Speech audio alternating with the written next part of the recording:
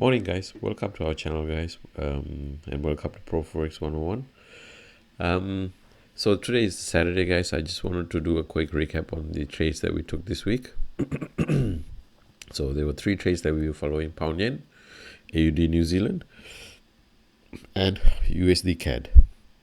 So let's go through them one by one, and then we can get an idea of how we stoked these trades and got into them. So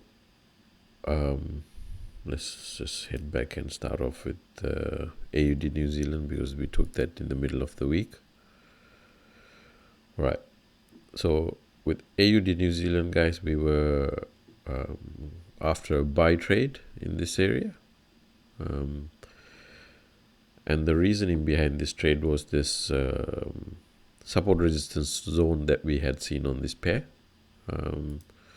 So that was this here, AUD New Zealand. So I will zoom out and just show you how this zone was drawn.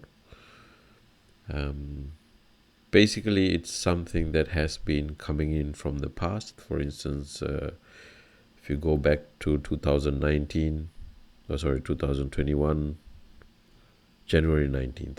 Yeah, this is a 4-hour chart. I thought it was daily. But yeah, so you see there's resistance happening in this area, in this zone. So since that has been going on in the past, so we put a line there. And then the thing is, when you draw a zone, guys, it's not a line, it has to be an area. So on the top end of this zone, now where we are at the just prior to this current market setting, when we were stalking for the trade, we did see a range set up here also. See, up and down, up and down.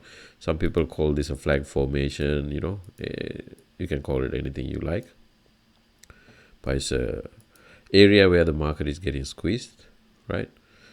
So, and then even with the zone that we were stalking for the trade, we saw the same flag formation, the squeeze happening. Yeah, this is a good sign that our trade is setting up, because the retracement didn't go deep. It's going sideline and getting formed into a flag, or you can call it whatever you want, but it's a squeeze, right? So this is where that zone came in from. And if I zoom out even further and go further back, this zone has been playing out in the past also. You see how this market came in here, use this as support. We broke through here, that's fine. But when you look at this zone, you see every time we come here, we are getting some kind of a reaction, and the market is either holding, sidelining, and when it is breaking through, it does very quickly. See that? And if you go in further back in the past, this is somewhere in 2021. Similar scenario. You see, this is how this zone has been playing out. Look at this resistance, support. This is resistance, and then it broke through, became support. But anyway, guys, we can keep going back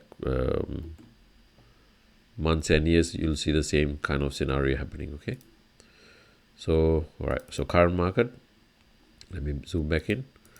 So we were stalking this for a buy because of this zone, and we wanted the markets to break out of this zone and then have a slight pullback for entry, and also this flag formation happening. Yeah, you can call this the pullback also, and in terms of legs and swings, you can say this is your leg 1, 2, and this would have been your last leg, and then market getting ready to go. So yeah, guys, so this was a trade that we took, but in terms of risk to reward, it wasn't the best. Had about a 40 pip potential on it, and then if you had your stops further down here, 20 pips, so 2:1. It's not the best, but yeah, 2:1 risk to reward is more than enough in the financial markets, guys, for a trade. Yeah, If it's more than 2:1, like 3:1, 5:1, those are the best trades. But even a 2:1, you can take that and risk your money. So yeah, guys, so that's how that played out. So we were wanting it to break out and pull back into this zone and then push for a buy. If you actually go to a lower time frame, you will see this pullback in detail. Yeah, if you zoom in. So that's how that trade plays out, guys. Okay. So, and we had updated all through the life cycle of this trade, what we were doing, what we were stalking, and how it played out. So this was 4 days ago that we posted the trade. 3 days ago we had an update, and then 2 days ago we had another update, and then 1 day ago when the trade finally played out. Yeah. Right. So let's have a look at the other trade, guys. Which is pound yen. Right. So this was another trade that we were stalking, guys. This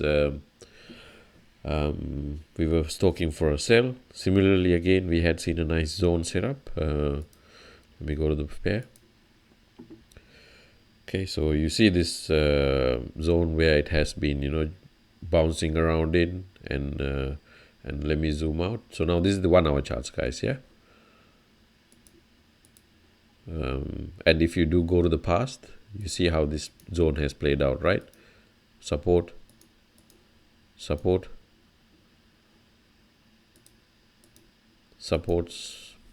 support,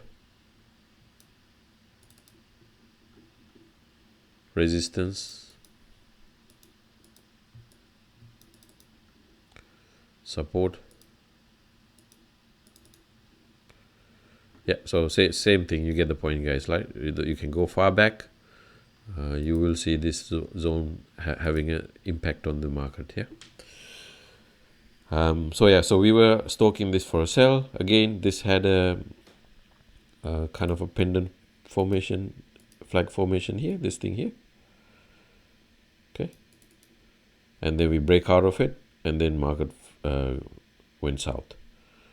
So we were a little bit late in getting into this, but we did get into this and got about 50 pips out. Okay. And this is the type of scenario where you need to close some of your positions towards the target area and then let the rest run.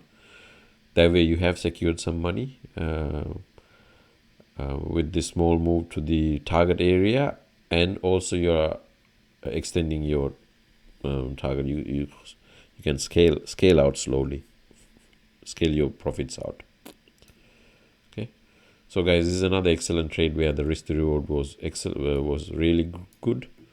With if you got in at the top here when these bearish signals were coming in, it's a 90 pip move together with where we are at now, almost 250 pips move. Yeah. Okay, guys, hopefully this was clear on how we stock the trades and how we target the profit taking areas, and there are ways that you can let the trade run. And yeah, it's they always say, like, getting into a trade is the easy part, but letting it run and also running the trade is another scenario. So yeah, you gotta be skilled at both, getting into the trade and also running the trade. So anyway, guys, so this is a quick rundown of these two trades that worked out well, guys. Right. Hope you like it, guys. Please do subscribe and hit the like button, guys, on the channel. That would be great. Bye for now.